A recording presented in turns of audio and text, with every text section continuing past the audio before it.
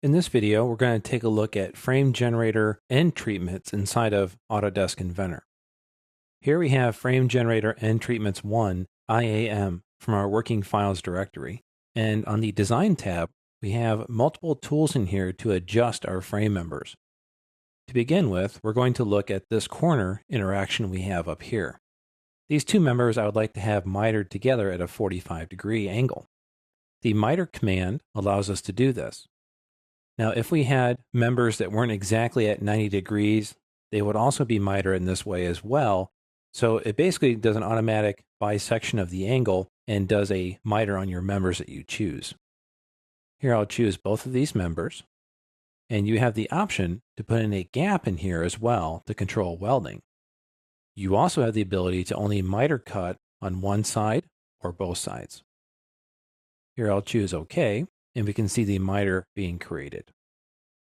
Now I'm going to undo that by right-clicking and choosing Undo, and I'm going to zoom out. Instead, perhaps I would like to have this member and this member extended down to be a little bit longer. Here I will use the Trim to Frame option. This allows you to select a member and another member and apply to extend the member down to trim or extend them. I'll do the same on the other side. This for my first selection, and then this member for my second selection. You can also right-click and choose Apply rather than using the dialog box. Choose Cancel and undo both of those end treatments. There's another option called Trim Extend. Trim Extend allows you to specify exactly which face to trim to or extend to, rather than the software just choosing where the terminations of the members are.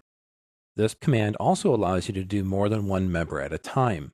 So here I will choose this member and this member, right-click and choose Continue to move to the face selection, and choose the exterior face of that tube. I will right-click and choose Apply.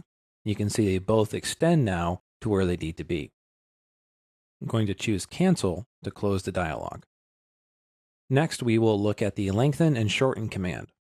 When I choose this command from our frame panel, we have the ability to lengthen or shorten the member at one end, or lengthen and shorten the member at both ends. The positive value will be an extension, and a negative value will be a subtraction of material. Here I would like to choose this member to allow a little bit extra material in between the members for welding purposes, or maybe a cap or a bracket of some kind that goes in there. In this case, I'm going to up my extension value to a -1 inch, just so we can see it a little bit better. I will choose Apply, and if I rotate this, you can see a little bit more of a gap now is generated between those members. I'm going to choose Cancel and undo that. Next, I'm going to look at this particular L-shaped piece I have here. Perhaps I would like to notch this into that piece here. There is a notch command. However, the notch command is a perfect notch.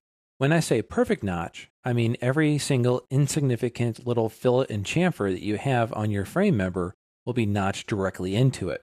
So it doesn't really take in consideration the correct notching procedures that take place at most companies where you have a little bit more leeway. This is exact perfect geometry notching.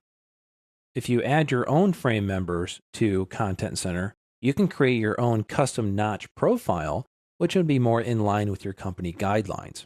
But for now, using the out-of-the-box Content Center, we only have the ability to do a perfect notch.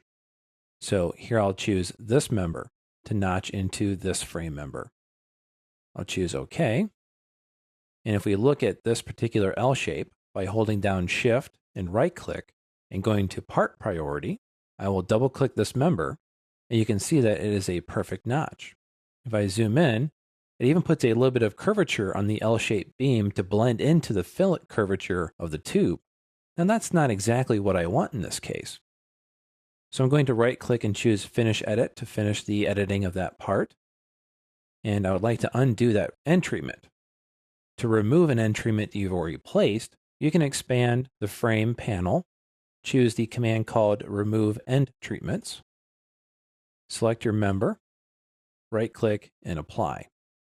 Now the L-shaped beam is back to its original condition, And this time I would like to do a trim extend to take this member and trim it to this face. So those are my two selections, and choose apply. And now it's trimmed a little bit straighter and not to the curvature which I had before. Choose cancel to close out of the dialog.